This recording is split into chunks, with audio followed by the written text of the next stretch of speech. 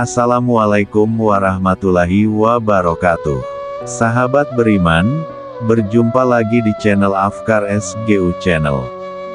Semoga sahabat beriman dalam keadaan sehat wal, afiat dan selalu dalam lindungan Allah Subhanahu wa Ta'ala. Amin.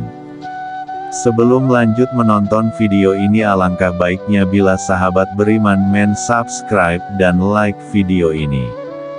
Pada video kali ini akan mengisahkan tentang Imam Abu Hanifah.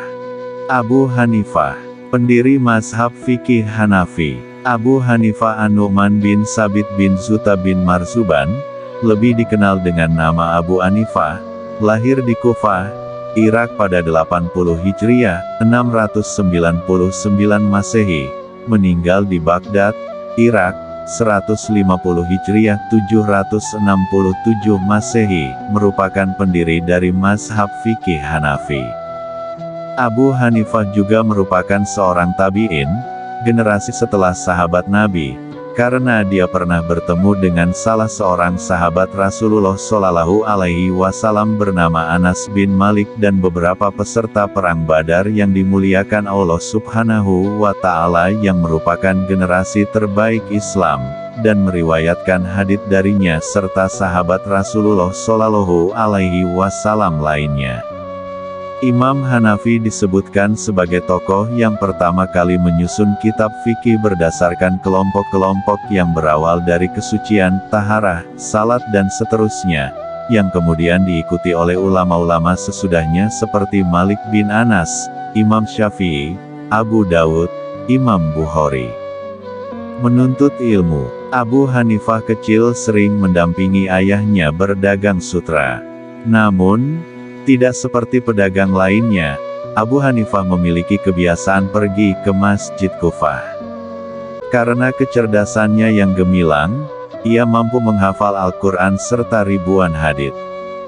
Sebagaimana putra seorang pedagang, Abu Hanifah pun kemudian berprofesi seperti bapaknya. Ia mendapat banyak keuntungan dari profesi ini.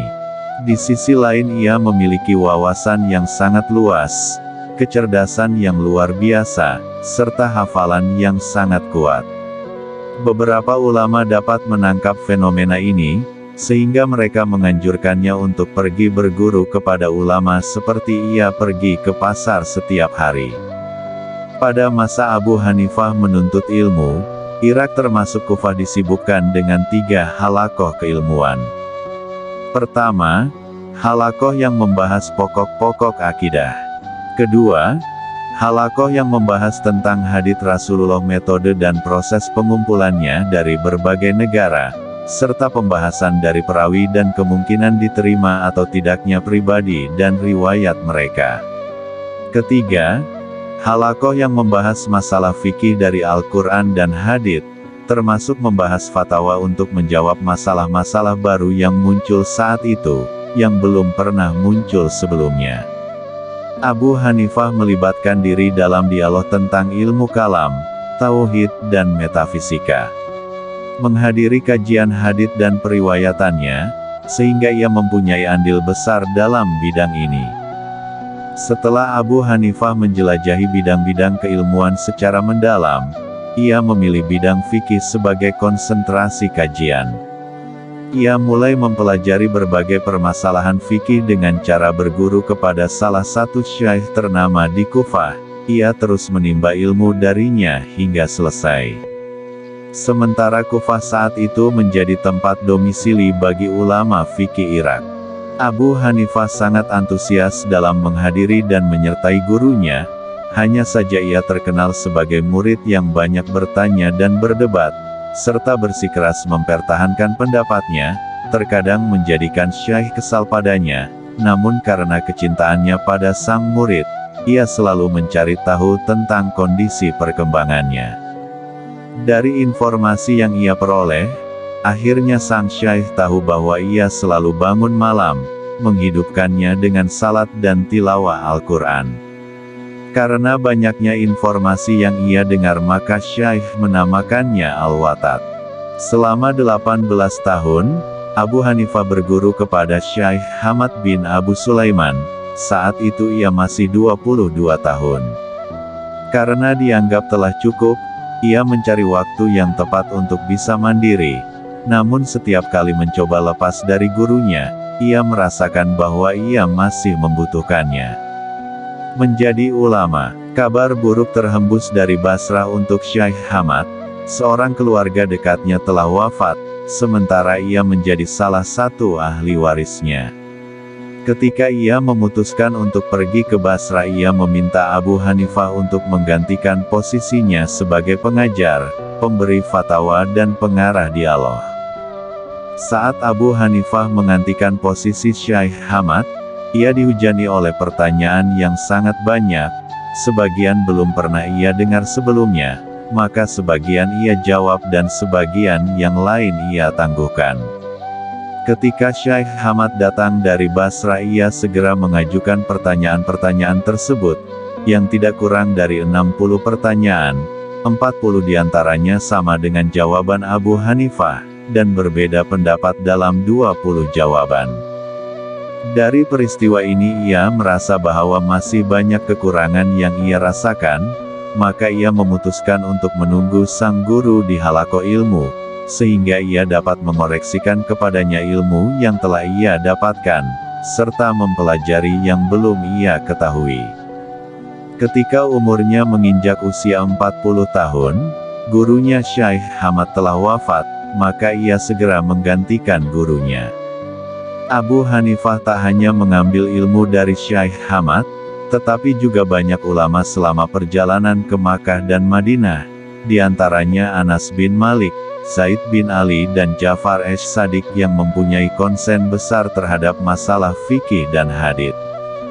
Imam Abu Hanifah diketahui telah menyelesaikan 600.000 perkara dalam bidang ilmu fikih dan dijuluki Imam Al-Azam oleh masyarakat karena keluasan ilmunya. Beliau juga menjadi rujukan para ulama pada masa itu dan merupakan guru dari para ulama besar pada masa itu dan masa selanjutnya. Penolakan sebagai hakim. Khalifah Abu Ja'far Al-Mansur berkata kepada menterinya, "Aku sedang membutuhkan seorang hakim yang bisa menegakkan keadilan di negara kita ini. Dengan kualifikasi dia tidak takut kepada siapapun dalam menegakkan kebenaran, paling memahami Al-Quran dan Sunnah Rasulullah. Menurutmu siapa yang layak menduduki posisi ini?" Lalu sang menteri menjawab, "Sejauh pengetahuan saya, ulama yang paling tepat menduduki jabatan ini adalah Abu Hanifah An-Nu'man. Betapa bahagianya kita jika ia menerima tawaran sebagai hakim ini. Apa mungkin seseorang bisa menolak jika kita yang memintanya?" Tanya Khalifah lagi. "Sejauh yang kami tahu, dia tidak pernah tunduk kepada permintaan siapapun. Tampaknya dia tidak suka menduduki posisi sebagai hakim, maka utuslah seseorang utusan, mudah-mudahan hatinya terbuka, dan menerima tawaran ini." Khalifah kemudian mengutus seorang utusan memintanya untuk menghadap seraya menawarkan posisi sebagai hakim. Abu Hanifah menjawab, "Aku akan istikharah terlebih dahulu, salat 2 rakaat meminta petunjuk kepada Allah.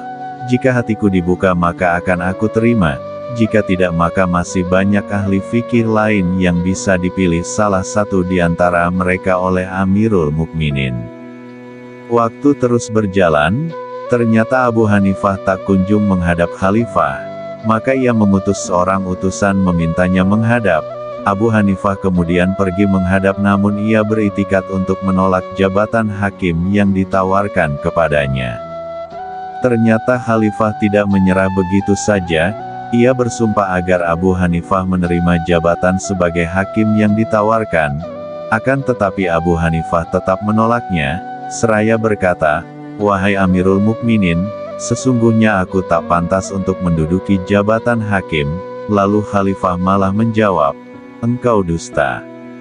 Sehingga Abu Hanifah pun berkata, "Sekiranya Anda telah menghukumi saya sebagai pembohong, maka sesungguhnya para pembohong tak layak menjadi hakim, dan sebaiknya Anda jangan mengangkat rakyat Anda yang tidak memenuhi kualifikasi untuk menduduki jabatan yang strategis ini. Wahai Amirul Mukminin, takutlah kepada Allah, dan jangan Anda delegasikan amanah kecuali kepada mereka yang takut kepada Allah. Jika saya tidak mendapat jaminan keridaan, bagaimana saya akan mendapat jaminan terhindar dari murka?" Khalifah lalu memerintahkan mencambuknya 100 cambukan, lalu dijebloskannya ke penjara. Selang beberapa hari, Khalifah mendapat teguran dari seorang kerabatnya, "Wahai Amirul Mukminin, sesungguhnya Anda telah mencambuk diri Anda dengan 100.000 pukulan pedang." Maka Khalifah segera memerintahkan untuk membayar 30.000 dirham sekitar 2,1 miliar kepada Abu Hanifah sebagai ganti atas yang telah dideritanya, lalu membebaskannya dan mengembalikan ke rumahnya. Ternyata setelah harta tersebut diberikan, ia menolaknya. Maka Khalifah memerintahkan untuk menjebloskan kembali ke penjara. Hanya saja para menteri mengusulkan bahwa Abu Hanifah segera dibebaskan dan cukup diberi dengan penjara rumah, serta melarangnya untuk duduk bersama masyarakat atau keluar dari rumah. Akhir hayat, selang beberapa hari setelah mendapatkan tahanan rumah, ia terkena penyakit, semakin lama semakin parah. Akhirnya ia wafat pada usia 68 tahun. Berita kematiannya segera menyebar. Ketika Khalifah mendengar berita itu, ia berkata, "Siapa yang bisa memaafkanku darimu hidup maupun mati?" Salah seorang ulama Kufah berkata, "Cahaya keilmuan telah dimatikan dari kota Kufah. Sungguh mereka tidak pernah melihat ulama sekaibar dia selamanya."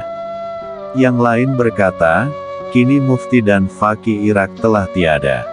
Jasadnya dikeluarkan dipanggul di atas punggung kelima muridnya, hingga sampai tempat pemandian.